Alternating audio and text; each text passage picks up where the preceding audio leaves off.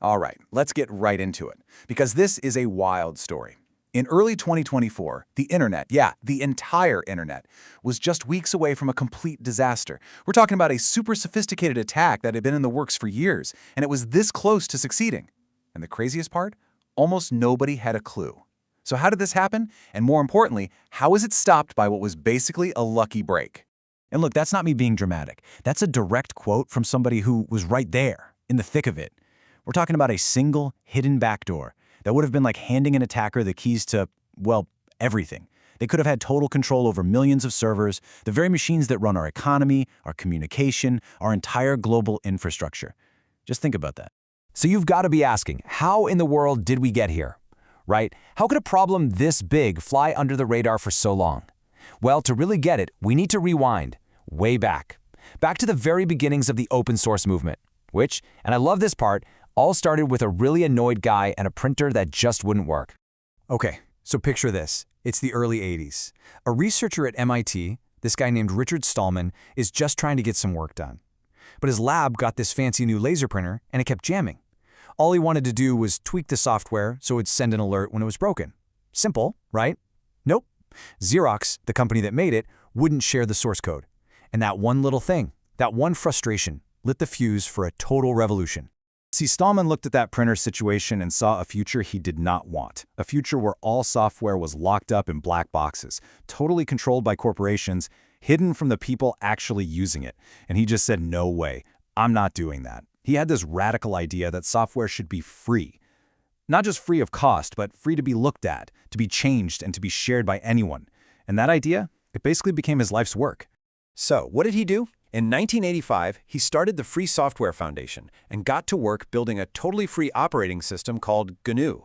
For the next 7 years, they built almost the whole thing, but they were missing the core, the absolute heart of it, called the kernel. And then, just when they needed it, a student in Finland named Linus Torvalds, who was super inspired by what Stallman was doing, created his own kernel. He called it Linux and made it free. The two parts came together, GNU and Linux, and boom, the open source world as we know it was born. And this really sets up the two big ideas about software that are still competing today. You've got proprietary software on one hand. Think of it as a secret recipe owned by one company. You can't see it, you can't change it. Then you have open source. The recipe is out in the open for everyone to see, to tweak, to make better. And it's that open model that totally took off. It's why Linux is running pretty much everything today, from the Android phone in your pocket to the biggest supercomputers on the planet. Now, the whole security promise of open source comes down to this one really powerful idea, something we call Linus's law. It basically says, with enough eyeballs, all bugs are shallow, meaning if enough people are looking at the code, someone's bound to find any mistakes or security holes. It makes perfect sense, right? But what happens when nobody's actually looking? And that is the Achilles heel. You have this massive, globe-spanning digital world, and it turns out it's all balanced on a handful of tiny little pieces of code that nobody's ever heard of. And these critical pieces, they're not maintained by Google or Microsoft. They're often looked after by just one person, one unpaid volunteer doing it in their spare time because they love it. And that's exactly where this story goes from a dream to a nightmare. So now the stage is set for our villain to walk on. For more than 2 years, some mysterious person or group was plotting one of the most ambitious digital heists ever. And what was their target? Not a bank, not a military server. It was a tiny, boring-sounding data compression tool called XZ, something 99% of people have never even heard of. The guy maintaining XZ was a Finnish developer named Lasse Collin. And get this, he'd been doing it by himself, for free, for almost 20 years. He was getting burnt out. And then, suddenly, these mysterious new accounts start showing up, pressuring him, complaining that he's too slow, demanding that he do more. It was a coordinated pressure campaign, and the guy was just getting crushed under the weight of it all. And then, right when he's at his lowest point, a savior shows up.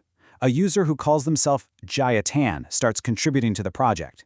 And this person is good, like really good. They're helpful, they're smart, they're always there. Slowly, over months and months, Jia Tan builds up trust with Lasse, until finally, the exhausted Lasse hands over the keys to the whole project. Of course, Jia Tan wasn't a helper. Jia Tan was the attacker, and the real plan was just getting started. What they did next was just genius, in a terrifying way. It was like a 3-step movie heist. First, the Trojan horse. They snuck the malicious code into test files. These are files that no human would ever actually look at. Second, what I'm calling the Goldilocks attack. They designed it to hijack the login process, but only for a perfectly timed millisecond. Not too early, not too late, just right. And third, the cat burglar move. The backdoor would only work with their secret key, and it was built to clean up after itself, leaving no trace. It was practically a ghost. So why all this effort? What was the big prize? It was control over something called SSH, or Secure Shell. Now, SSH is basically the internet's master key system. It's how administrators securely access servers to keep things running. Getting a backdoor into SSH isn't like stealing a key to one hotel room. It's like having the master key to every single room in the entire hotel chain, and the ability to walk in and out without anyone ever knowing you were there. Okay, so the trap is set, the attacker's code is in place. It's already being bundled into new versions of major operating systems. They are so close to pulling it off. And then this entire multi-year, probably multi-million-dollar cyber heist gets completely blown up. And it's all because one guy noticed something so tiny it's almost unbelievable. Meet our hero, Andres Freund. The most important thing to know about Andres is that he wasn't some elite cybersecurity hunter looking for a nation-state attack. He was a developer working at Microsoft, just doing his job. He was running some routine performance tests, the kind of boring stuff you do every day. And while he's running these tests, he notices something weird. A tiny lag. Sometimes, when he logged in using SSH, it took just a little bit longer. How much longer? Half a second. 500 milliseconds. That's it. That was the only sign that the entire internet was on the verge of being compromised. I mean, who notices that? Most of us would have just shrugged and gotten another coffee. But Andres, he got curious. And this is the best part, the ultimate irony. The reason for that half-second delay? It was the attacker's own paranoia. They had worked so hard to hide their tracks, adding all these complicated layers to encrypt and hide the backdoor. But all that extra work took processing time. Their own obsession with being invisible is what created the tiny little lag that gave them away. They got caught because they were too careful. The moment Andres sounded the alarm, it was absolute chaos. You had the entire open source community scrambling, working around the clock to reverse the damage, push out emergency patches, and warn everyone. They managed to stop the immediate threat, but now the real work began, figuring out just what had happened and who was behind it. So, the billion-dollar question, who is Jia Tan? Honestly, nobody knows for sure. The sheer amount of time and effort, we're talking years of work, screams nation-state, a government with deep pockets. Now, they left some breadcrumbs pointing to China, but most experts think that was a deliberate false flag. Other clues point to a known Russian group. But the reality is, the trail has gone cold. We might never know for sure. So what's the big takeaway from all this? Well, first, it's a terrifying reminder of just how fragile the internet's foundations are. Second, we learned how much we depend on these unsung heroes, the unpaid volunteers. But there's a silver lining. It also proved that open source works, because an outsider with enough curiosity could find the problem.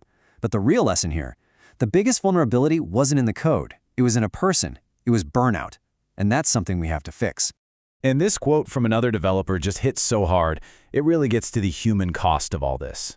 Think about it. Lasse Collin gave the world a gift. 2 decades of his life for free. And in return, his gift was poisoned, and he was put in an impossible position. It makes you ask, why are we demanding anything from someone like Lasse when we as a society aren't giving him the support he needs?